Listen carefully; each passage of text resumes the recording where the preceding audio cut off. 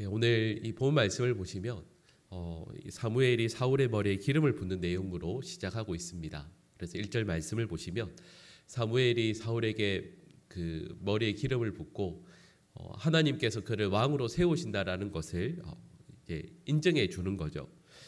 그리고 그 8절 말씀을 보시면 백성들 앞에서 왕이 되었음을 선포하는 공식적인 그 행사까지 이제 7일간을 기다리라 이렇게 말씀하는 내용이 나오고 있습니다.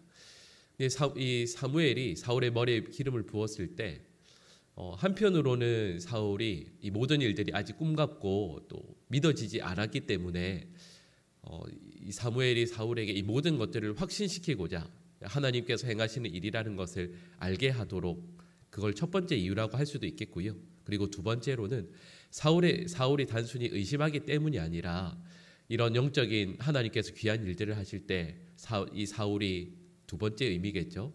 더 확신을 가질 수 있도록 세 가지 징조를 보여주신다라는 것이 2절 이하에 나오고 있습니다. 그래서 2절 말씀을 보시면 사울이 사무엘을 떠나서 베냐민 경계에 있는 그 셀사에 이르게 되면 라헬의 무덤 근처에서 두 사람을 만나게 될 것임을 말씀하고 있습니다. 그리고 그들이 이 사울을 만나자마자 그 아버지 암나기들을 찾았다라는 것을 이제 알려주게 될 것이다.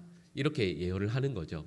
그리고 이 암나기들에 대한 염려는 놓았는데 그 아버지가 오히려 사울에 대해서 염려하고 있다라는 것을 말씀할 것을 이야기해 줍니다.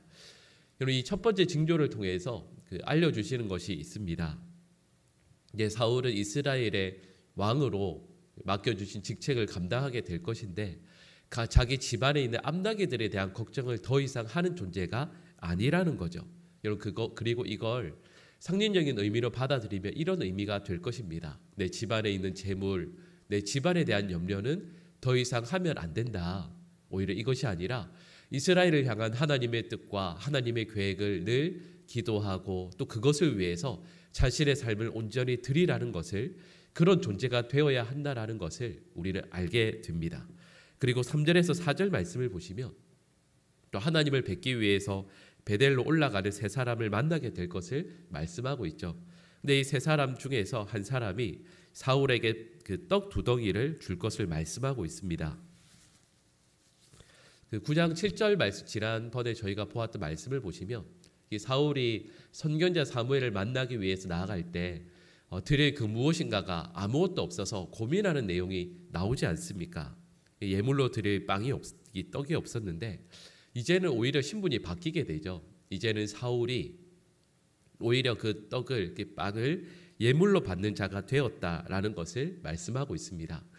원래 이 당시에 이렇게 그 떡을 예물로 받는 사람은 원래는 제사장을 의미하는 거죠.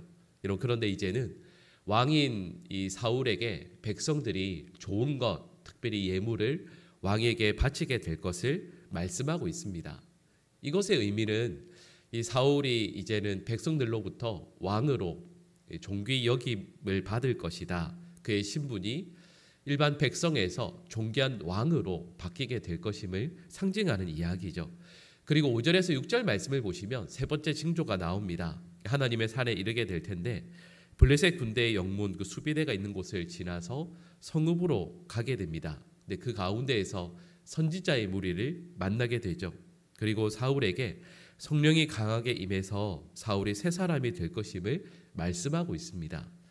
여러분, 이 내용이 5절에서 6절 말씀에 나오는데요. 그 7절부터 13절까지 내용을 보시면 이 세 번째 징조에 대해서 그 내용이 이루어지는 것에 대한 그 자세한 내용을 말씀하고 있습니다.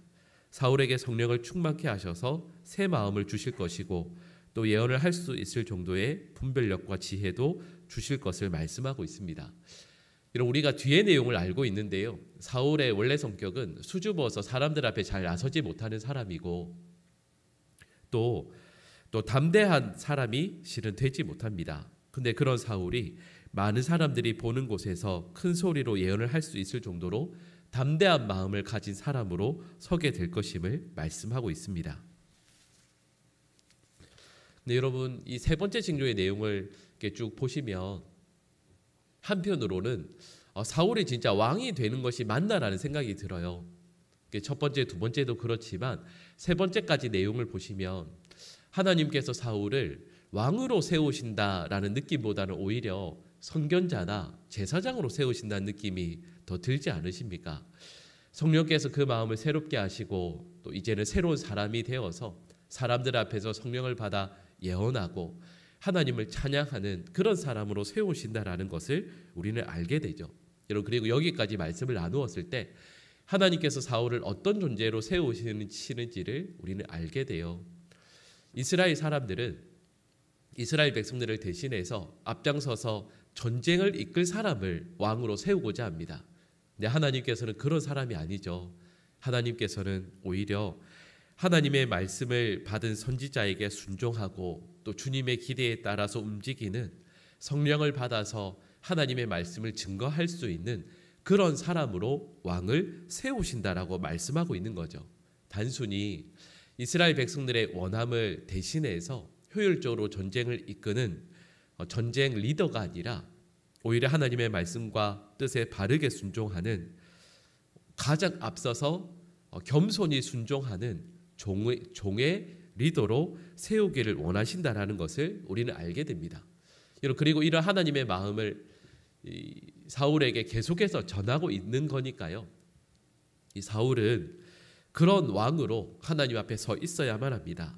그런데 우리가 알고 있는 것처럼 사울은 이 모든 것들을 실은 다윗이 앞에 나서서 하나님께서 기름 부으시기까지 실은 그 기간이 1년 정도밖에 되지 않거든요.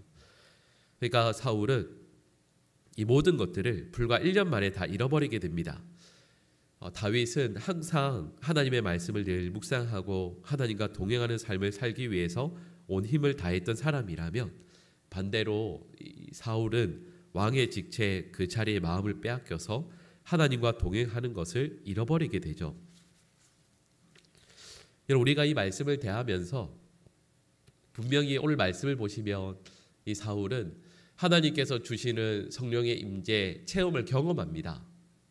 귀한 경험을 하게 되죠.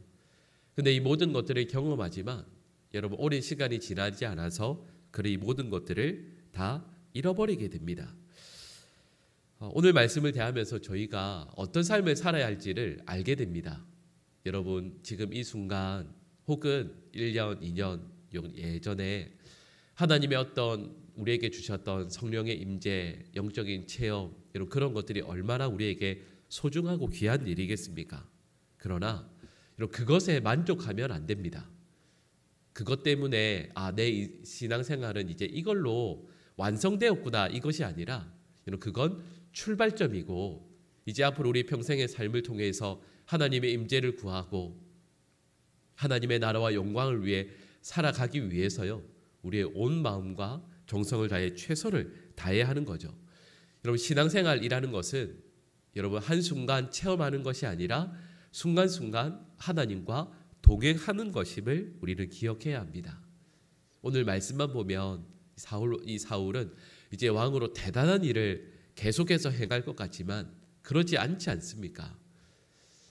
오히려 영적인 귀한 체험들을 하지만 그것을 잃어버리게 되었을 때 그 공허함을 채우기 위해 세상의 욕망과 자기의 뜻으로 그것을 채우다 보니 오히려 그의 삶은 멸망으로 치닫게 된다라는 것을 우리는 알게 됩니다.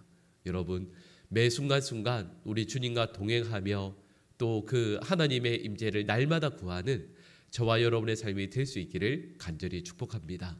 여러분, 순간 하나님께서 우리에게 큰 은혜를 주셨다라는 것이 끝이 아니라 우리의 평생토록 하나님의 임재를 구하고 하나님과 동행하기 위해 날마다 우리의 마음과 정성을 하나님께 온전히 내어드리는 우리 사랑하는 모든 주의 백성들 될 수 있기를 간절히 축복합니다. 기도하겠습니다. 사랑의 하나님, 우리 하나님과 늘 동행하는 우리 모든 주의 백성들 될 수 있도록 은혜를 허락하여 주시옵소서. 하나님께서 우리에게 주신 많은 은혜, 많은 축복들, 많은 삶의 자원들이 있는데 하나님, 그 가운데에서 지금 이 정도면 되었다라고 주저앉아서 하나님의 뜻과 하나님의 나라를 위한 삶의 걸음을 포기해버리는 어리석은 인생 되지 않게 하여 주시옵소서. 우리에게 주신 모든 것들을 통하여 더욱더 하나님의 말씀과 뜻에 바르게 순종하는 하나님의 사람, 하나님의 성도, 하나님의 일꾼이 되라는 그 하나님의 뜻을 알게 하여 주시고, 그래서 우리 일상의 삶 가운데 더욱더 충성하는 우리 모든 주의 백성들 되게 하여 주시옵소서. 오늘 하루 하나님의 말씀과 뜻에 온전히 순종케 하여 주시고, 하나님의 기쁨으로 살기 위해 더욱더 애쓰는 우리 사랑하는 주의 백성들 다 될 수 있도록 도와주시옵소서. 우리 성도들의 가정과 삶의 자리들을 지켜 보호하여 주시고, 하나님 오늘도 하나님의 뜻과 하나님의 나라와 영광을 구하며 이를 위해 귀하게 쓰임받고자 애쓰는 사랑하는 주의 백성들 되게 하여 주시옵소서. 이 모든 간구를 예수님의 이름으로 기도드립니다. 아멘.